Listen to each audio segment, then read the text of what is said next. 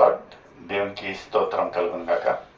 ప్రియమైన సోదరులారా, ఈరోజు 15వ రోజు శిల్వ ధ్యానంకు మీకందరికీ వందనాలండి. నిజంగా దేవుడు ఈ యొక్క 15వ రోజు వరకు మమ్మల్ని అందరినీ కాచి కాపాడిన విధానం కొరకై దేవుని స్తుతిస్తూ ఈ యొక్క శిల్వ ధ్యానంలో మనం వెళ్ళకన ముందు ఒక చిన్న ప్రార్థన చేసుకుందాం. మమ్మల్ని మిక్కిలిగా ప్రేమించిన దేవానికి వేలాది స్తోత్రం ప్రభా. గడిచిన ఒక 14 రోజులు ప్రభా శిల్వ ధ్యానంలో మమ్మల్ని నడిపించిన విధానం కొరకే స్తోత్రం. మీ యొక్క కృప, మీ యొక్క ప్రేమ ద్వారా ప్రభా మేము మీకు శిల్వ ధ్యానంలో ఉండగా ప్రభా కావాల్సిన బలము, శక్తి, పరలోక జ్ఞానం నింపుతారంటూ ఏసైతే పరిశుద్ధ నామం అడిగి పెట్టుకున్నాను తండ్రి. ఆమేన్. దేవునికి స్తోత్రం కలుగును గాక. ఈరోజు 15వ రోజు శిల్వ ధ్యానంలో మీకు అందరికీ వందనాలండి. నిజంగా చక్కగా దేవుడు మనల్ని ఈ యొక్క 14 రోజులు నడిపించిన విధానం కొరకై దేవుణ్ణి స్తుతిస్తూ నిన్నటి రోజున ఒక చక్కటి అంశం, దేవుణ్ణి మనము విధేయతగా దేవుని యొక్క మాటలు మనము విన్నట్లయితే మనం పొందే బహుమానాలు కదా, రివార్డ్స్ ఆఫ్ ఒబేయింగ్ గాడ్ అనే ఒక చక్కటి అంశం గురించి మనము ధ్యానం చేసి ఉంటున్నాము. ఈరోజు ఇంకా ఒక చక్కటి అంశం ఉంటున్నది. ఏముంటున్నదంటే క్షమాపణ కేంద్ర. నిజంగా ప్రియమైన సోదరుడా, ఎప్పుడన్నా మనము యేసయ్య లేకపోతే శిల్వ ధ్యానం గురించి ధ్యానిస్తుండగా మనకు మొట్టమొదటిగా ఒక స్వభావం, దేవుని ఒక స్వభావం, ఆ ఒక శిలువను చూసినప్పుడు మనకు మతికి వచ్చేది ఏముంటున్నదంటే ఆయన మన పట్ల చూపించిన ఒక ప్రేమ, మళ్ళీ మన పట్ల ఆ ఒక త్యాగము. నిజంగా ఆ రోజున శిలువలో ఆయనను గేలి చేసి ఆ ఒక శిలువ వేసేటప్పుడు ఆయన మొట్టమొదటి మాట ఏమంటా ఉంటున్నాడంటే, తండ్రి వీరు ఏమి చేస్తున్నారో వీరు ఎరుగరు గనుక వీళ్ళను క్షమించు. నిజంగా ప్రేమ గుణము, క్షమాపణ, క్షమించే గుణము మనకు ఉండాలి. ప్రియమైన సోదరుడా, మనము ఆత్మీయులుగా, విశ్వాసులుగా ఈ యొక్క జీవితాన్ని ఈ యొక్క 40 రోజుల శిల్వ ధ్యానంలో ఉండగా మనం ఆ ఒక గుణగణాలు, క్షమించే గుణము మనలో ఉండాలి. నిజంగా మనిషి అన్న తర్వాత సహజంగా తప్పులు చేయడము సహజమే. అలాంటప్పుడు మనము దాన్ని పగబట్టుకొని లేకపోతే దాన్ని పెద్దగా ఎత్తి చూపించే బదులు, ఎందుకంటే మనము తప్పు చేశామంటే మనము ఎదుటి వారిని నుంచి అపేక్షించేది క్షమాపణ. ఎందుకంటే తెలిసో తెలియకనో పొరపాటునో మనం చేసిన ఒక తప్పులను మనం ఏమంటే, బ్రదర్ ఈ ఒక్కసారి, సిస్టర్ ఈ ఒక్కసారి నన్ను క్షమించు. నిజంగా మనము క్షమాపణ కోరినట్లయితే మనము వేరే వారిని క్షమించే ఒక గుణం ఉండాలి. నిజంగా ఈరోజు శిల్వ ధ్యానము ఈ యొక్క 15వ రోజు ఆ ఒక క్షమాపణ కేంద్ర. నిజంగా ఆదికాండము 50వ అధ్యాయము ఈరోజు మనం ధ్యానించేది 15వ వచనం నుంచి 20వ వచనం వరకు మనము ధ్యానం చేద్దామండి. ఆదికాండము 50వ అధ్యాయము 15వ వచనం నుంచి. యోసేపు సహోదరులు తమ తండ్రి మృతి పొందుట చూచి ఒకవేళ యోసేపు మన యందు పగపట్టి మనమతనికి చేసిన కీడంతటి చొప్పున మనకు నిశ్చయముగా కీడు జరిగించునను. ఇక్కడ మనం చూసినట్లయితే ఈ యొక్క సన్నివేశము, యోసేపు వాళ్ళ తండ్రి మరణించిన తర్వాత ఈ యొక్క సహోదరులు ఎవరైతే యోసేపును అక్కడ చిన్న యవన ప్రయాణంలో అతన్ని పగబట్టి ఆయన పైన చేసిన ఒక అన్ని ఆరోపాలు, వాళ్ళను హింసించిన అన్ని ఇల్లు గుర్తు చేసుకొని ఇప్పుడు ఏమనుకుంటా ఉంటున్నారంటే, ఎప్పుడైతే యోసేపు ఒక ఉన్నత అధికారంలో ఉంటున్నాడు, ఒక ఉన్నత స్థానంలో ఉంటున్నాడు, ఒక అధికారం ఉంటున్నది, ఇప్పుడు మన పరిస్థితులను చూసినట్లయితే ఇతనికి ఒక మంచి ఛాన్స్ దొరికింది. మన పైన పగపట్టి మనకేమన్నా హింసించినట్లయితే మనం ఏం చేయాలి? అందులో ఇప్పుడు సపోర్ట్ చేయనికి, అతన్ని నచ్చజేయనికి తండ్రి లేడు. ఈ యొక్క సన్నివేశము యోసేపు వాళ్ళ తండ్రి గారు మరణించిన తర్వాత వీళ్ళు సహోదరులు ఒకరికొకరు అనుకునే మాటలుగా ఉంటున్నాయి. ముందు ఏముంటున్నాయండి? యోసేపునకు ఇలాగ వర్తమానమును పంపి నీ తండ్రి తాను తాను చావక మునుపు ఆజ్ఞాపించినది ఏమనగా మీరు యోసేపుతో మీ సహోదరులు నీకు కీడు చేసిరి గనుక దయచేసి వారి అపరాధములను వాళ్ళ పాపమును క్షమించు. చూడండి ఏమని వర్తమానము పంపారంటే, ఇతను తండ్రి మరణించకంటే ముందు ఆ ఒక యోసేపుకు చెప్పిన మాటలు ఏంటంటే, వీళ్ళు చేసిన తప్పులకు, వీళ్ళు చేసిన ఒక ఏముంటున్నాయి పాపాలకు దయతో వీళ్ళను క్షమించు, మీరు పగ పట్టుకోవాకండి, వాళ్ళని హింసించవాకండి అని ఎంత చక్కగా. చూడండి తండ్రి ప్రేమ ఎలాంటిదో. మనముగా ఒక ఉన్నతమైన లేకపోతే ఒక అధికారిగా లేకపోతే పెద్దగా ఉన్నప్పుడు మనం ఇంకా నలుగురికి రెచ్చగొట్టి మాటలు చెప్పకూడదండి.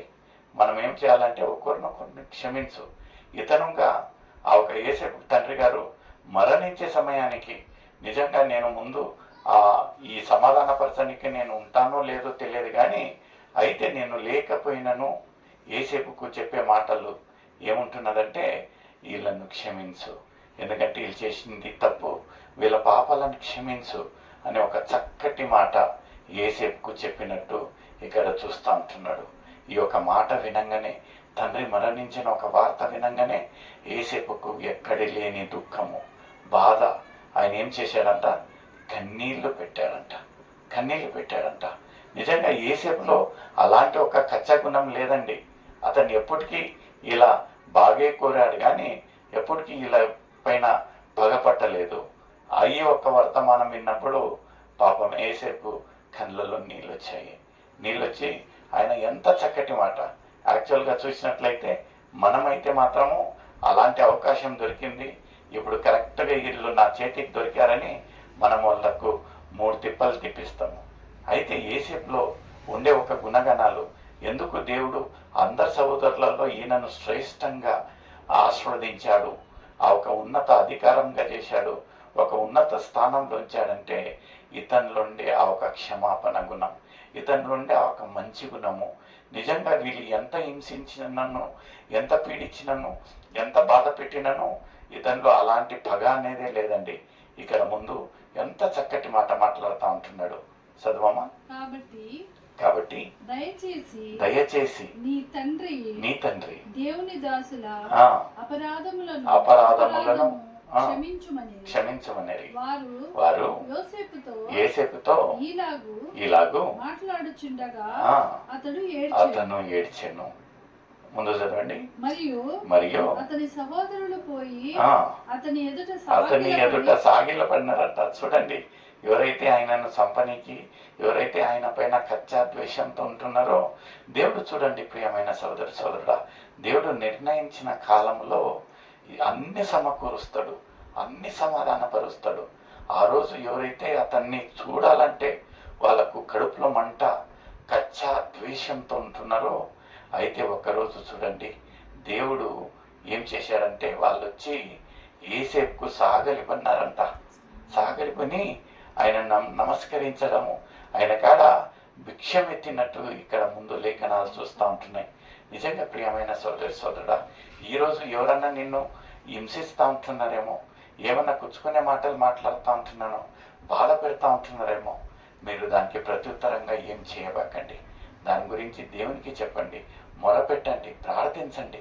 వారి గురించి వాళ్ళ యొక్క మారు మనసు పొందేదానికి ప్రార్థించండి. నిజంగా అలాంటి ఒక గుణం మనలో ఉన్నట్లయితే యేసేపును ఆశీర్వదించినట్టు.